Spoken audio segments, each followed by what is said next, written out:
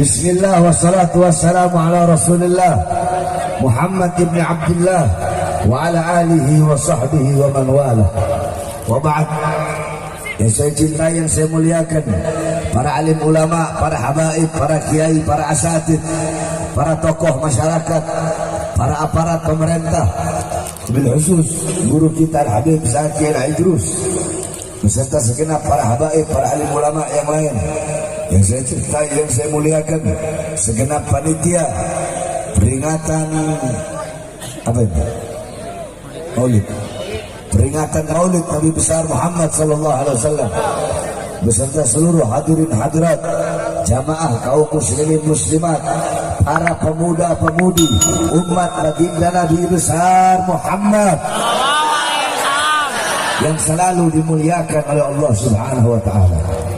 Saudara-saudara sekalian yang dimuliakan oleh Allah, pada malam hari ini, pagi hari ini kita duduk di ini majlis, kita berkumpul, ini tempat menjadi tempat turunnya rahmat, tempat turunnya hidayah, tempat turunnya maghfirah, tempat turunnya inayah. Kenapa? Karena kita duduk di ini majlis untuk memuliakan dan mengagungkan daripada hari kelahiran atau maulid baginda Nabi besar Muhammad. Saudara-saudara sekalian yang dimuliakan oleh Allah, dalam kitab Khawasi Syarwani ala Tuhfatil Muhtaj, Al-Imam Asy-Syarwani, yang dimana kitab tersebut adalah hasyiah daripada kitab Tuhfatul Muhtaj Al-Imam Ibnu Hajar Al-Haytami. Kitab Tuhfatul Muhtaj adalah syarah daripada kitab Minhaj Al-Imam An-Nawawi.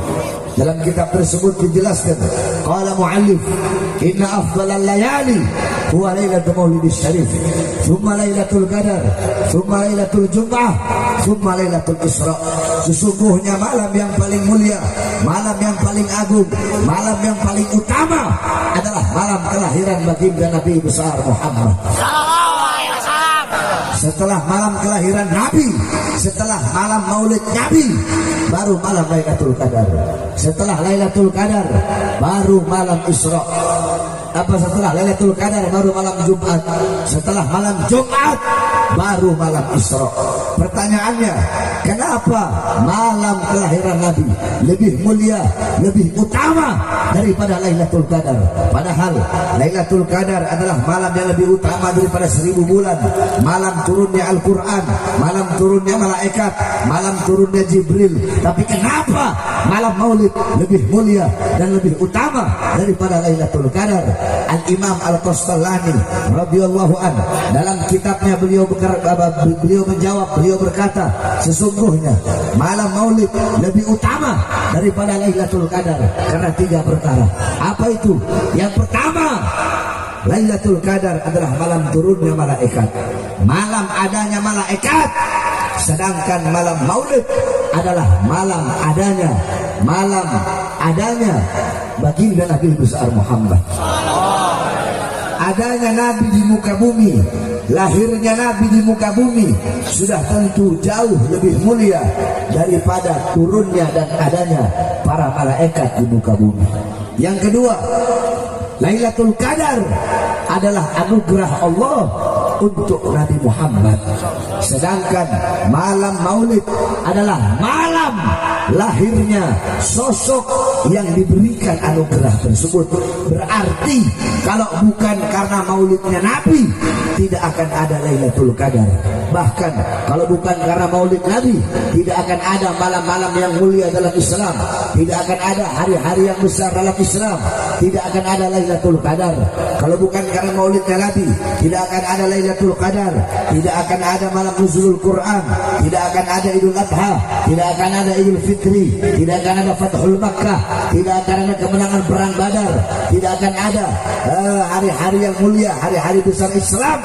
Tidak akan ada Islam, tidak akan ada iman, tidak akan ada ilmu, tidak akan ada adab, tidak akan ada akhlak, tidak akan ada sholat, tidak akan ada takwa, tidak akan ada amar ma'ruf, tidak akan ada nahi munkar, tidak akan ada semua sesuatu yang mulia dalam Islam kalau bukan itu semua diawali daripada hari kelahiran baginda Nabi besar Muhammad Sallallahu Alaihi Wasallam.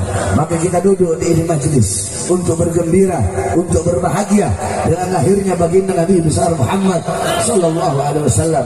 Siapa yang memerintahkan? Yang memerintahkan adalah Allah Subhanahu Wa Taala.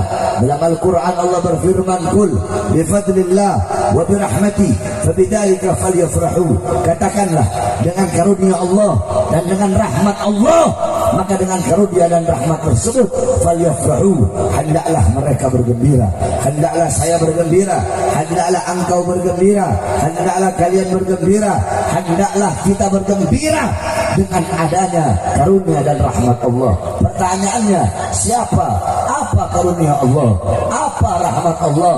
Dalam kitab tafsir Jami'ul Bayan Al-Imam Ibnu Jarir At-Tabari, dalam kitab tafsir Ma'alimut Tanzil Al-Imam Baghawi, dalam kitab tafsir Madarijut Tanzil Al-Imam An-Nasafi, dalam kitab tafsir Ibnu Katsir, dalam kitab tafsir Al-Imam Qurtubi, dalam kitab tafsir Anwarut Tanzil Al-Imam Baydawi, dalam kitab tafsir Ad-Durrul Mansur Tafsir bil Ma'thur Al-Imam As-Suyuti, dalam kitab tafsir Jami'ul Kabir Al-Imam Fakhruddin Ar-Razi, dalam kitab tafsir Jalalain Al-Imam Jalaluddin Al-Mahalli dan Al-Imam Jalaluddin As-Suyuti, dijelaskan bahwasanya karunia Allah adalah ilmu, Al-Quran, Islam dan iman. Maka dengan adanya ilmu, Islam, iman dan Al-Quran sebagai karunia Allah, bergembiralah, berbahagialah. Terus siapa rahmat Allah dalam ayat tersebut? Rahmat Allah dalam ayat tersebut sebagaimana dalam ayat yang lain Allah berfirman, "Wa ma arsalnaka illa rahmatan lil alamin." Tidak aku utus engkau wahai Muhammad kecuali engkau adalah rahmat bagi seluruh alam semesta. Maka dengan adanya karunia Allah yaitu iman, Islam, Al-Quran dan ilmu, dan dengan adanya rahmat Allah yaitu baginda Nabi besar Muhammad, falyafrahu, maka hendaklah kita semua bergembira. Saya tanya, jawab semua. Berarti yang memerintahkan kita bergembira dengan lahirnya Nabi, siapa yang memerintahkan? Kurang keras, siapa yang memerintahkan? Siapa yang memerintahkan? Siapa yang memerintahkan untuk berbahagia dengan lahirnya Nabi? Siapa yang memerintahkan untuk bergembira dengan lahirnya Nabi? Siapa yang memerintahkan untuk bersuka cita dengan lahirnya Nabi? Jikalau intisari maulid, bergembira, berbahagia dengan kelahiran Nabi, berarti Allah adalah zat yang pertama kali bermaulid kepada baginda Nabi besar Muhammad. Saudara-saudara sekalian yang dimuliakan oleh Allah, bersyukur dengan adanya Nabi, berbahagia dengan adanya Nabi.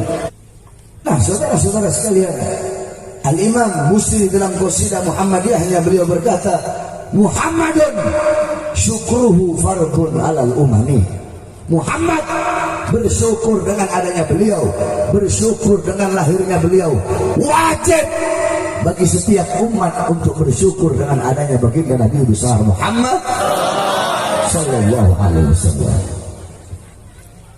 Di Indonesia, negara yang kita cintai, setiap masuk bulan Rabiul Awal, bahkan Rabiul Awal udah habis, setiap gang-gang, setiap lorong-lorong, masjid-masjid, musola-musola, surau-surau, kampung-kampung, desa-desa, setiap wilayah, setiap kota, setiap daerah, dari Sabang sampai Merauke, semua merayakan Maulid Nabi Muhammad SAW. Makanya tidak heran kenapa kita umat Islam Indonesia menjadi salah satu umat yang paling dicintai dan dibanggakan oleh baginda Nabi besar Muhammad. Kenapa?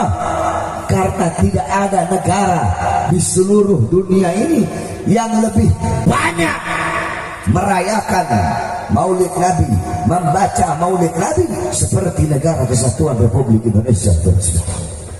Kenapa? Kita Indonesia adalah negara terbesar muslimnya. Indonesia negara yang mayoritas ahlu sunnah wal jamaah. Akan tetapi di negara yang kita cintai ini, di negara yang mayoritas ahlu sunnah wal jamaah, negara yang sangat cinta kepada Maulid Nabi Muhammad SAW, negara yang cinta kepada sholawat untuk Rasulullah SAW.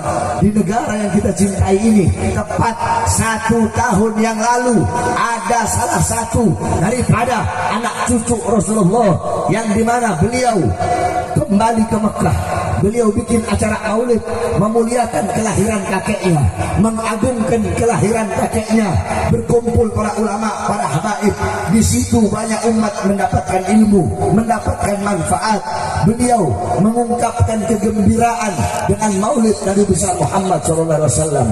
Di samping itu banyak juga ulama-ulama yang lain membuat maulid. Para ustaz, para kiai, para habaib, banyak yang membuat maulid. Salah satunya beliau membuat maulid Nabi Muhammad, bergembira, bersyukur, bersuka cita dengan maulid Nabi Muhammad SAW. Tetapi beliau malah dipenjara, beliau malah ditangkap, saudara-saudara. Beliau ditangkap, beliau dipenjara. 6 pengawal beliau, 6 laskar beliau dibunuh, dibantai, disiksa, dicopot kukunya, dibantai, dikuliti, kemaluannya dibakar. Mereka dibikin seperti binatang, saudara-saudara, hanya karena maulid Nabi Muhammad. Beliau ditangkap, dipenjara.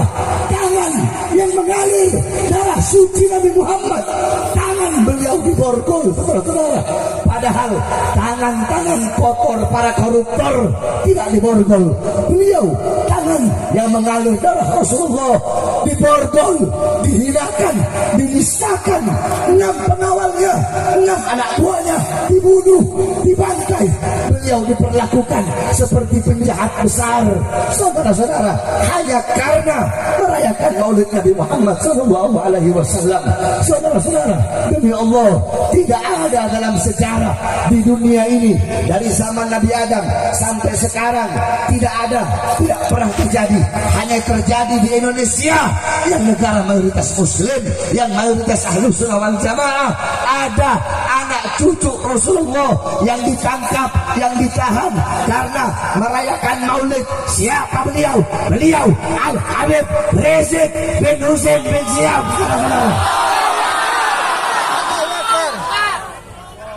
Ditangkap, ditahan karena merayakan maulid Nabi Muhammad dengan alasan kerumunan, saudara-saudara. Padahal mal-mal masih tetap buka, betul. Padahal tenaga kerja terus dikirim dari asing, betul. Saya tanya, ini perbuatan zalim apa tidak? Jawab yang keras, zalim apa tidak? Zalim apa tidak? Zalim apa tidak? Adil apa tidak? Adil apa tidak? Kezaliman itu harus dilawan atau biarkan? Lawan atau biarkan? Lawan atau biarkan? Ketidakadilan, lawan atau biarkan? Lawan atau biarkan? Lawan atau biarkan? Saudara-saudara sekalian yang dimuliakan oleh Allah, kita umat Islam Indonesia Ahlus Sunnah wal Jamaah, di dalam akidah Ahlus Sunnah wal Jamaah, akidah kita apa? Asy'ari Maturidi. Mazhab kita apa? Syafi'i. Dalam akidah Ahlus Sunnah wal Jamaah diajarkan haram untuk apa? Haram untuk melawan pemerintah yang sah, haram untuk menjatuhkan pemerintah yang sah. Akan tetapi saudara-saudara, kita juga diajarkan untuk tegak berdiri melawan kezaliman dari pemerintah. Kita tak lawan pemerintah, yang kita lawan kezalimannya, betul. Yang kita lawan kemungkarannya, betul. Yang kita lawan ketidakadilannya, betul. Yang kita lawan adalah kebijakan-kebijakan yang menyengsarakan rakyat, yang merugikan rakyat dan menguntungkan asing, betul. Yang kita lawan adalah kezaliman, kemungkaran, ketidakadilan serta kebijakan-kebijakan yang merugikan rakyat dan memihak kepada asing. Itu yang kita lawan, betul. Oleh karenanya saatnya bagi kalian untuk bangkit. Cukup selama 3 tahun saya masuk penjara, 1 tahun Habib Rizik masuk penjara, 6 laskar wafat, dibunuh, dibantai dengan kejam. Semenjak itu saya lihat kalian semuanya tengkurap, Saya lihat, saya perhatikan para ustadz, para kiai yang sebelumnya ceramahnya menggebu-gebu, jadi lembek semua, melempem kayak kerupuk. Ustadznya, kiainya, habibnya, laskar-laskar, pejuang-pejuang, nggak kelihatan batang hidungnya, jadi melempem semua, jadi kayak curut semua. Cukup selama 3 tahun, selama tahun-tahun ini, cukup sudah kalian tertidur, cukup sudah kalian tengkurap, cukup sudah kalian diam, cukup sudah kalian bungkam. Sekarang saatnya kalian untuk bangkit, tegak berdiri, melawan kezaliman sampai titik darah penghabisan. Saya tanya semuanya, siap berjuang? Siap berjuang untuk Islam? Siap berjuang untuk bangsa? Siap berjuang untuk negara? Siap berjuang untuk rakyat? Siap berjuang untuk merah putih? Bagi kita NKRI harga mati, betul? NKRI harga apa? NKRI kurang keras. NKRI Pancasila harga mati, betul?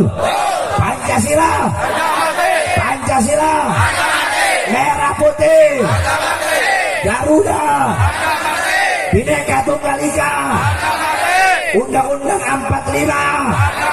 Maka sampaikan kepada mereka, hei kalian, para pemerintah, para pejabat, para penguasa yang melakukan kezaliman kepada rakyat, hei kalian, para menteri-menteri yang di masa pandemi, di masa corona, kekayaan kalian bertambah sedangkan rakyat kalian susah. Kalian kenyang, rakyat kelaparan. Kalian senang di atas penderitaan rakyat. Kalian dengarkan bahwasanya kami para pemuda-pemudi Islam bersumpah demi Allah, selama tulang kami masih putih, darah kami masih merah, tulang kami masih putih, merah putih, maka selama itu kami para pemuda-pemudi Indonesia akan berada di barisan paling depan, mengorbankan nyawa dan jiwa kami demi negara kesatuan Republik Indonesia. Saudara-saudara, siap hancur demi Indonesia, siap binasa demi Indonesia, siap mati demi Indonesia, siap hancur, siap binasa, siap di penjara. Allahu Akbar, Allahu Akbar, Allahu Akbar. Pemerintah itu harusnya adil, betul? Ini ketidakadilan dipertontonkan secara nyata, saudara-saudara. Penista agama dibiarkan, padahal berkali-kali kita laporkan, tetap dibiarkan, tidak diproses. Kenapa? Jawabannya satu, karena mereka berada di pihak kekuasaan, saudara-saudara. Ingat, harus membedakan antara negara dengan penguasa. Negara nggak sama penguasa, betul? Jadi negara tergantung penguasanya. Kalau yang berkuasa di negaranya baik, negaranya jadi negara yang baik. Bagi kita, negara kesatuan Republik Indonesia itu udah harga mati. Nggak ada lagi negara-negara.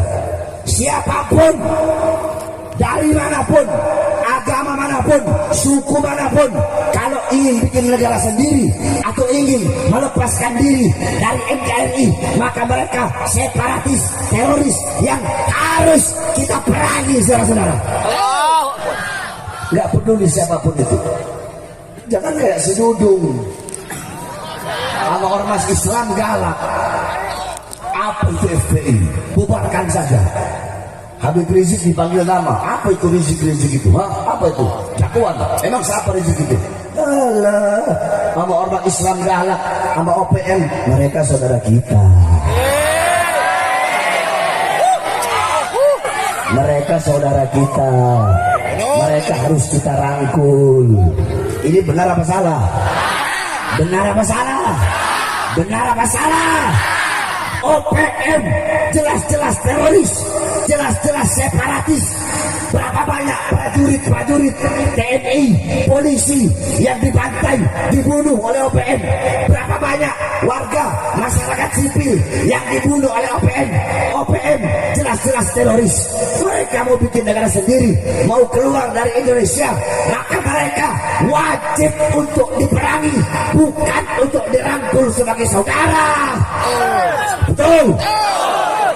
Saudara-saudara, saya tanya, para pejabat, para pemerintah, gaji mereka dari siapa? Dari siapa? Yang keras. Dari siapa? Dari siapa? Gaji mereka dari siapa?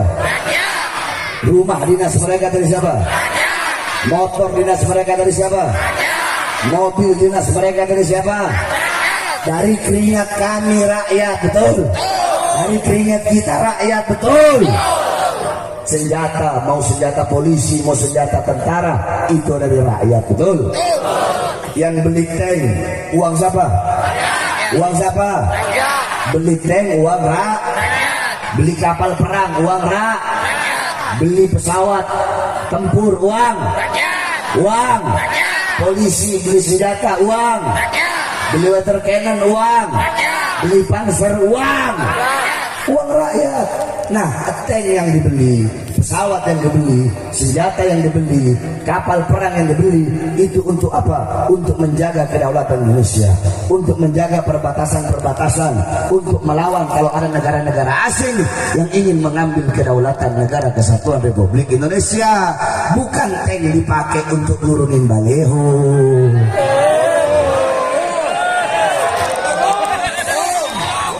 Tank dipakai untuk apa?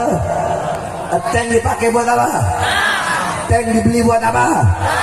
Buat perang, bukan buat nurunin baleho. Makanya dipanggilnya Jenderal Baliho. Kenapa? Karena naik bintang 4, dulu 2, loncat langsung 4, hanya gara-gara baliho, bukan gara-gara perang, saudara-saudara. Betul? Pakai ngomong lagi, Tuhan bukan orang Arab. Astagfirullahaladzim. Mudah-mudahan si Dudung dapat hidayah. Tapi ingat, kita harus tawassut. Kalau ada kebaikan, kita ambil, betul? Kalau ada yang salah, kita tegur, betul? Dia ada kebaikannya. Saya lihat, apa itu contoh? Dia bilang, kita akan mengambil santri-santri untuk menjadi TNI. Bagus nggak? Bagus nggak? Ambil nggak? Ambil nggak? Kita ambil yang bagusnya. Terus dia pernah bilang, kalau nggak salah, di Kasem, kita harus lemah lembut kepada rakyat, melayani rakyat, persuasif kepada rakyat. Bagus nggak? Bagus nggak? Ambil nggak? Kebaikannya ambil nggak? Jadi walaupun tidak sejalan dengan kami ambil kalau ada kebaikan-kebaikannya, betul? Tapi kalau ada yang salah, kita tegur, kita nasihatin, kita kritik. Kalau nggak mau dikritik, jangan jadi pejabat, betul? Kalau mau dikritik, jangan jadi pemerintah. Jadi kayak kami rakyat biasa, betul? Kita ini rakyat, kita ini masyarakat adalah ibu kandung tentara, ibu kandung TNI, ibu kandung polisi, betul? Ibu kandungnya RT, RW, lurah, camat, bupati, wali kota, menteri, DPR, MPR, sampai presiden, sampai pokoknya seluruh aparat pemerintah. Ibu kandung mereka adalah kita, warga, masyarakat dan rakyat Indonesia, betul? Oleh karena yang kami sampaikan, kalian para pejabat, kalian para pemerintah, kami adalah ibu kandung kalian yang harus kalian layani, yang harus kalian berbuat baik, bukan jangan macam-macam, jangan berani, kurang ajar kalian sebagai anak-anak terhadap kami yang menjadi ibu kandung kalian. Oleh karenanya, wahai para rakyat, wahai umat Islam khususnya, bangkitlah kalian, bangunlah kalian. Sekarang bukan saatnya bagi kalian untuk bercanda-candaan. Sekarang ayo sama-sama kita bangkit, kita berjuang untuk bangsa, untuk negara kesatuan Republik Indonesia, untuk merah putih. Kita jaga para ulama kita, jaga para habaib kita, jaga para kiai kita. Kita bersatu bersama-sama. Demi apa? Demi tegaknya bangsa kita. Sebab kenapa? Kita sedang dijajah dengan penjajahan gaya baru, saudara-saudara. Penjajahan gaya baru. Kalau zaman dulu kita dijajah dengan senjata, zaman sekarang kita tidak dijajah dengan senjata, saudara-saudara. Makanya sering saya sampaikan, apalagi kalau udah hari pahlawan, apalagi kalau 17 Agustus kemerdekaan, itu saya sering ceramah. Apa isi ceramah saya kalau 17 Agustus? Apa isi ceramah saya kalau mengenang hari pahlawan? Isi ceramah saya seperti ini. Saya teriak, saya mengadu, wahai para pahlawan, wahai Bung Tomo, wahai Jenderal Sudirman, wahai Pangeran Diponegoro, wahai Imam Bonjol, wahai para pahlawan. Coba lihat keadaan bangsa sekarang, coba lihat keadaan rakyat sekarang. Wahai para pahlawan, kalian mengorbankan nyawa, jiwa kalian, darah kalian, mengusir para penjajah hingga gerbang kemerdekaan Indonesia terbuka. Kalian mengorbankan nyawa dan jiwa kalian untuk kami, bangsa dan rakyat Indonesia. Itu kalian, wahai para pahlawan. Tapi coba kalian lihat para aparat-aparat sekarang, para pejabat sekarang, para pemerintah sekarang. Mereka bukan mengorbankan nyawa untuk rakyat, bukan mengorbankan jiwa untuk rakyat, tapi rakyat yang mereka korbankan, bangsa yang mereka korbankan, Indonesia yang mereka korbankan demi kepentingan pangkat, perut, jabatan, dan partai politiknya masing-masing, saudara-saudara. Sering saya katakan, wahai para pahlawan, jikalau kalian mengusir para penjajah dari tanah Indonesia, jikalau pejabat-pejabat sekarang, pemerintah sekarang, banyak dari mereka bukan mengusir para penjajah-penjajah, tetapi mereka mengundang para penjajah-penjajah, para cukong-cukong dari asing datang ke Indonesia untuk merampas dan merampok kekayaan alam Indonesia, saudara-saudara. Oleh karenanya, kita bangsa, kita rakyat harus bersatu, betul? Kita bangun ini bangsa agar menjadi negara yang makmur, negara yang sejahtera. Baldatun thayyibatun wa rabbun ghafur. Amin, amin. Ya Rabbal alamin. Siap sampaikan kebenaran? Siap sampaikan kebenaran? Siap sampaikan kebenaran? Nanti kalian ditahan. Nanti di penjara. Di penjara. Siap. Tongor aja ngomong siap. Cuma mulut aja kalian ngomong siap. Saya kasih tahu sama kamu ya, berani itu, nyali itu tempatnya bukan di mulut, bukan. Nyali itu tempatnya di hati. Kadar keberanian seseorang itu dilihat bukan dari besarnya suaranya, teriak-teriaknya, atau besar badan, muka serem, bukan. Keberanian bukan dilihat dari situ, saudara-saudara. Orang yang benar-benar berani tidak akan berkurang kadar keberaniannya, baik dia dalam keadaan sendiri atau dalam keadaan banyak orang. Sekarang lagi banyak orang mungkin bisa yang ngomong siap, ditangkap sendiri, ampun Pak, saya cuma ikut-ikutan Pak, goblok.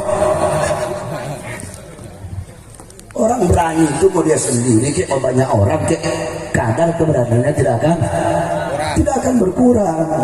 Ngomong, saya tanya, siap di penjara? Siap. Kemana kalian? Waktu Habib Rizik di penjara, nggak ada satupun yang kelihatan. Ketika Habib Rizik sidang, kemana kalian? Yang datang hanya ibu-ibu. Kalian para lelaki, para laskar kemana? Ketika 6 laskar dibunuh, semenjak itu semuanya tengkurap, semuanya jadi takut. Kemana kalian? Kalian pikir walaupun saya dalam penjara saya tidak tahu? Saya tahu, saudara-saudara. Kalian bungkam, kalian diam, kalian tidak datang ketika sidang Habib Rizik. Ketika Habib Rizik pulang ke Indonesia, jutaan daripada kalian datang melayani ke bandara. Tapi saat beliau di penjara, kemana kalian? Kemana kalian? Para ustadz, para kiai, para habib, para laskar, para pejuang, para pemuda, para orang-orang yang mengaku pecinta anak cucu Rasulullah, kemana kalian? di saat beliau di penjara. Oleh karenanya saudara-saudara, dengan wafatnya 6 syuhada itu harusnya menjadi pelajaran bagi kita. Coba lihat 6 laskar FPI itu, mereka dengan penuh gagah berani mereka mengorbankan nyawa, jiwanya, darahnya, berani mereka mati untuk menjaga, memelihara anak cucu Rasulullah, itu Habib Rizik bin Husain bin Syihab. Harusnya dengan kejadian seperti itu, dengan wafatnya 6 syuhada itu bukan menjadi air yang memadamkan semangat kalian. Harusnya kejadian 6 laskar yang ditembak secara keji, yang disiksa secara brutal, keberanian mereka, wafatnya mereka, pengorbanan mereka, harusnya kalian jadikan bara api yang menambah semangat api perjuangan kalian untuk semakin berada di barisan paling depan membela anak cucu Rasulullah Sallallahu Alaihi Wasallam. Makanya saya tanya sekali lagi, siap membela anak cucu Rasulullah? Siap bela anak cucu Rasulullah? Siap membela Islam? Siap bela Islam? Siap bela agama? Siap bela bangsa? Siap bela negara? Allahu Akbar. Saudara-saudara sekalian yang dimuliakan oleh Allah, apa sih yang kita orang Al-Habib Rizik bin Syihab, beliau dimasukkan ke dalam penjara. Saya 1 tahun 6 bulan yang lalu baru bebas 2 hari udah masuk lagi dalam penjara. Siang saya bebas, malamnya saya ceramah, besoknya saya masuk penjara lagi. Kenapa? Saya sudah tahu resikonya. Bisa aja Habib Rizik kalau mau tenang, bisa aja beliau tenang, nggak usah beliau kembali ke Indonesia, tenang, nyaman. Saya kalau nggak mau ngambil resiko, ngapain? Saya harus pergi ceramah ke desa-desa, ke kampung-kampung, ke kota-kota, ke wilayah-wilayah, ke daerah-daerah. Saya di pondok aja, duduk tenang, perempuan datang, harta datang, nggak usah ngambil resiko.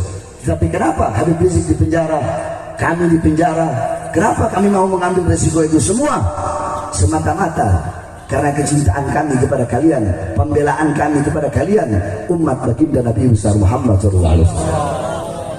Karena kecintaan kami kepada kalian, bangsa dan rakyat Indonesia, kecintaan kami kepada negara, sehingga kami akan selalu menyuarakan kebenaran, saudara-saudara.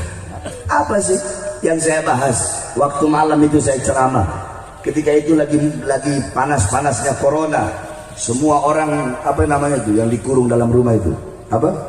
Lockdown ya. Isolasi apa? Bukan isolasi mandiri, bukan karantina. Hah? Lockdown yang itu orang dalam rumah itu nggak boleh keluar. PSBB. Ya intinya begitulah. Anak baru keluar penjara, mana anak tahu. Yang anak tahu, Beb, ini orang-orang masyarakat nggak boleh keluar rumah, begini. Kenapa? Iya gara-gara corona, Beb. Oh begitu. Akhirnya anak ceramah, anak bahas apa? Hei Presiden, kenapa rakyat kau kurung dalam rumah terus tidak kau kasih uang, terus tidak kau kasih makan, kau bikin rakyat mati kelaparan? Kenapa warung-warung kecil kau tutup, mal-mal besar kau buka? Apakah mal-mal besar itu milik asing sehingga kalian biarkan buka, sedangkan toko-toko kecil milik bumi, milik warga negara Indonesia kalian tutup? Di situ ceramah saya bela siapa? Bela diri, membela diri saya atau bela rakyat? Membela siapa? Membela siapa? Membela siapa? Tapi katanya meresahkan. Ceramah saya meresahkan rakyat, makanya saya masuk penjara lagi. Ceramah saya meresahkan. Saya tanya, di sini rakyat semua nih. Woi rakyat, woi masyarakat, ceramah saya 1 tahun 6 bulan yang lalu ketika saya keluar penjara itu meresahkan apa tidak? Meresahkan apa tidak? Yang benar, yang jujur, meresahkan apa tidak? Terus kenapa alasannya meresahkan? Satu jawabannya, bukan meresahkan rakyat, tapi meresahkan mereka para pejabat dan pemerintah saja. Betul? Kan sudah bilang, mulut saya ini kayak alkohol. Kayak apa? Tahu alkohol? Alkohol itu kalau kulit ada apa luka kena alkohol sakit nggak? Sakit nggak? Sakit tidak? Sakit. Tapi kalau kulit nggak ada luka kena alkohol dingin tidak? Dingin tidak? Nah, para pejabat, para pemerintah, kalau ada kebobrokannya, ada kerusakannya, kena mulut saya, ya dia merasa dia sakit, sehingga apapun bakal dia lakukan. Tapi kalau nggak ada apa-apa, ya dia nggak bakal merasa sakit. Oleh karenanya, resiko yang paling kecil bagi kami di penjara. Risiko yang paling besar bagi kami apa itu? Dibunuh, saudara-saudara. Entahkah itu kami diracun atau kami dicincang-cincang tubuh kami menjadi potongan-potongan yang kecil, atau kami dibuang ke laut, tengah laut, atau bisa kami dibunuh. Itu risiko yang paling besar. Tetapi ingat saudara-saudara, penjara itu cuma hal kecil bagi saya, Bahar bin Ali bin Smith, untuk agama, untuk Islam, untuk umat Islam, untuk bangsa, untuk NKRI, untuk Garuda, untuk Merah Putih, untuk Pancasila, untuk bangsa, untuk rakyat, untuk Indonesia. Jangankan cuma di penjara, saudara-saudara, demi Allah, demi bangsa, demi rakyat, demi Indonesia, nyawa saya, jiwa saya, darah saya murah harganya untuk tumpah, saudara-saudara. Murah, tidak ada nilainya. Biarkan saya yang hancur, biarkan saya yang binasa, asalkan negara kesatuan Republik Indonesia beserta rakyat selalu makmur dan sejahtera.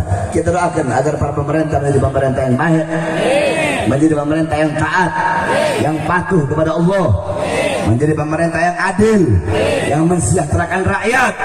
Amin amin ya rabbal alamin.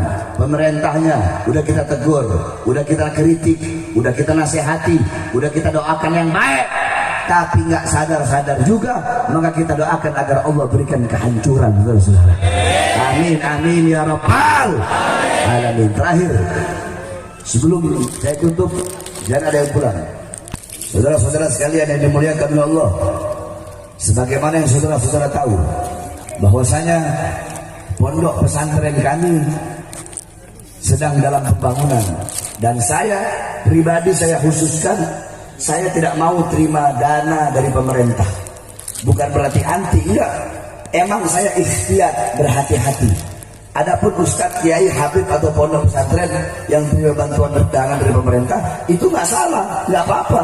Tapi khusus pesantren saya haramkan. Saya nggak mau menerima dana atau bantuan dari pemerintah. Sebab kenapa? Kalau saya terima, nanti maksiatnya saya biarkan, betul? Kemungkarannya saya biarkan, betul? Kezolimannya saya biarkan, betul? Oleh karenanya, saya harapkan saudara-saudara mengeluarkan hartanya di jalan Allah Subhanahu wa Ta'ala. Siap keluarkan harta? Siap keluarkan harta?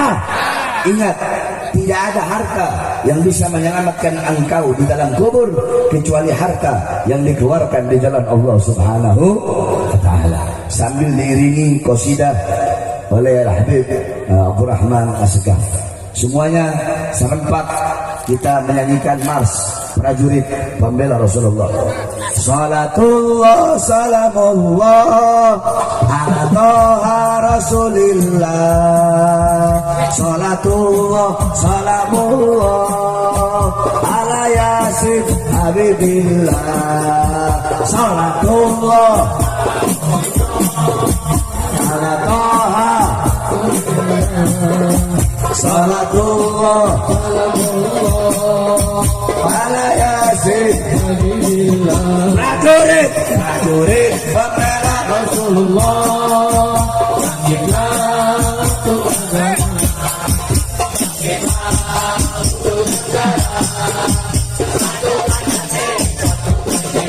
Musuh tidak berkata bahwa dia sampai bersara.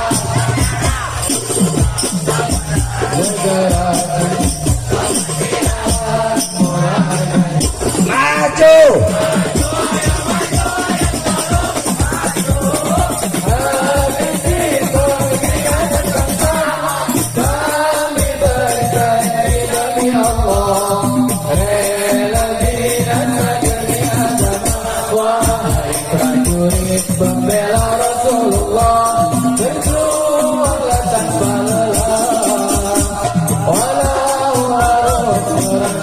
perjuangan maka takkan mundur walau satu langkah, takkan mundur walau satu langkah. Wahai para pemudi pemuda,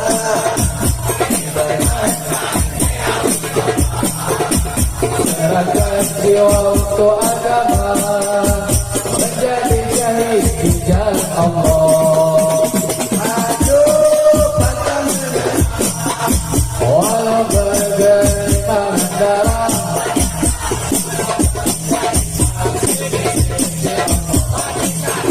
adalah hari raya. maju